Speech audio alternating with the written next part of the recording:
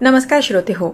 पश्चिम आशियात सध्या सुरू असलेला संघर्ष आणि इंधन विषयक घडामोडी याबाबत आपण आजच्या वृत्तविशेषमध्ये सविस्तर माहिती जाणून घेणार आहोत. पश्चिम आशियातील घडामोडींवर नुकतीच आंतर मंत्रालयीन बैठक आयोजित करण्यात आली होती. यामध्ये पेट्रोलियम आणि नैसर्गिक वायू, बंदरं, जहाज बांधणी आणि जलमार्ग आणि परराष्ट्र व्यवहार मंत्रालयांचे वरिष्ठ अधिकारी इंधन पुरवठा, सागरी कामकाज आणि या प्रदेशातील भारतीय नागरिकांना दिल्या जाणाऱ्या मदतीबद्दल त्यांनी माहिती दिली.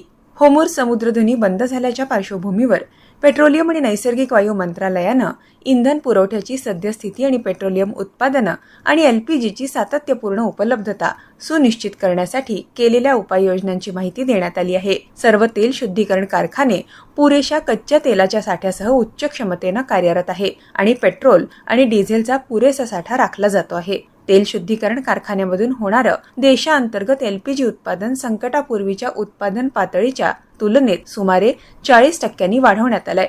तेल विपणन कंपन्यांकडून किरकोळ विक्री केंद्रांवर इंधन तुटवड्याबाबत कोणतीही नोंद झालेली नाही आणि पेट्रोल तसंच डिझेलचा पुरवठा नियमितपणे सुरू आहे. पुरेसा साठा उपलब्ध असल्यामुळे नागरिकांनी घाबरून खरेदी करून साठा करू नये असा सल्ला देण्यात आलाय.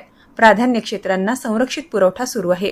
यामध्ये घरगुती पीएनजी आणि सीएनजी वाहतुकीसाठी 100% पुरवठ्याचा समावेश आहे, तर औद्योगिक आणि व्यावसायिक ग्राहकांना होणारा पुरवठा सुमारे 80% नियंत्रित केलाय. शहर गॅस वितरण सीजीडी संस्थांना हॉटेल, रेस्टॉरंट आणि कॅन्टीन यासारख्या व्यावसायिक आस्थापनांसाठी पीएनजी जोडण्यांना प्राधान्य देण्याचा सल्ला देण्यात आलाय. पेट्रोलियम आणि नैसर्गिक वायू मंत्रालयाच्या सचिवांच्या अध्यक्षतेखाली पीएनजी विस्ताराला गती देण्यासाठी सीजीडी संस्थांसोबत एक आढावा बैठक झाली. यात एलपीजी कडून पीएनजी कडे वळण्यावर भर देण्यात आला.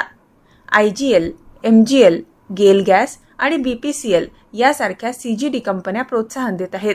पेट्रोलियम आणि नैसर्गिक वायू नियामक मंडळानं शहर गॅस वितरण कंपन्यांना अर्ज सादर केल्यानंतर घरगुती ग्राहकांना गॅस पुरवठा सुरू करण्याचा कालावधी कमी करण्याचे निर्देश दिले आहे आणि जनजागृतीसाठी उपक्रम देखील राबवण्यास सांगितले. केंद्र सरकारनं 16 मार्च रोजीच्या पत्राद्वारे राज्य आणि केंद्रशासित प्रदेशांना सीजीडी विस्तारासाठी मंजुरी प्रक्रिया जलद करण्याची विनंती केली आहे. केंद्र सरकारनं 18 मार्च रोजीच्या पत्राद्वारे सर्व राज्य आणि केंद्रशासित प्रदेशांना सांगितलंय की जर त्यांनी द्रवरूप पेट्रोलियम वायू ते पाईप्ड नैसर्गिक वायू असा दीर्घकालीन बदल करण्यास मदत केली तर त्यांना 10% अतिरिक्त व्यावसायिक एलपीजी वाटप दिलं जाईल.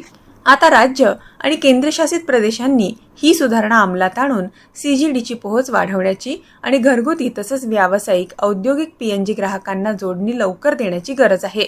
मंत्रालयाला राजस्थान सरकारकडून 19 मार्च रोजी पत्र प्राप्त झालं असून राज्य सरकारनं वितरण आणि पीएनजी संक्रमणासाठी सुधारित पावलं उचलल्याचं नमूद केलंय. अलीकडील काळात 13,700 पेक्षा जास्त नवीन पीएनजी जोडण्यात दिल्या असून 7,300 पेक्षा जास्त ग्राहक एलपीजी कडून पीएनजी कडे वळले आहे. सध्या भूराजकीय परिस्थितीमुळे एलपीजी पुरवठा अजूनही चिंतेचा विषय आहे आणि त्यावर लक्ष ठेवलं जात आहे. वितरकांकडे एलपीजी संपल्याची कोणतीही नोंद नाहीये. 13 मार्च रोजी टंचाईच्या भीतीनं आणि घाईनं केलेल्या जास्तीच्या नोंदण्या 89 लाखांवर होत्या. त्या नुकत्याच 55 लाखांवर आल्या. तरीही घरगुती एलपीजी वितरण नेहमीप्रमाणे सुरू आहे. 18 राज्य आणि केंद्रशासित प्रदेशांनी गैर घरगुती एलपीजी वाटपाचे आदेश दिले असून सर्व राज्य आणि केंद्रशासित प्रदेशांमध्ये पुरवठा उपलब्ध आहे. शैक्षणिक संस्था आणि रुग्णालयांना प्राधान्य दिलं जात असून त्यांना सुमारे 50% व्यावसायिक एलपीजी वाटप मिळत आहे. मागील आठवड्यात सुमारे 11,360 मेट्रिक टन व्यावसायिक एलपीजीचा साठा घेण्यात आला. एलपीजी बाबत पेट्रोलियम सचिव सुजाता शर्मा यांनी माहिती दिली आहे. एलपीजी वॉर के चलते स्थिति अभी भी चिंताजनक बनी हुई है, किंतु हमारे डिस्ट्रीब्यूटर्स पर कोई ड्राई आउट रिपोर्टेड नहीं है. Almost 93% of the booking is online. Panic booking में काफी रिडक्शन है. हमें लगभग 55 लाख रिफिल बुकिंग की रिक्वेस्ट रिसीव हुई है. एलपीजी सिलेंडर की डिलीवरी नॉर्मल है. राज्य आणि केंद्रशासित प्रदेशांना अतिरिक्त 48,000 किलोलीटर रॉकेल वाटप करण्यात आलं असून वितरण केंद्र निश्चित करण्याची विनंती केली आहे.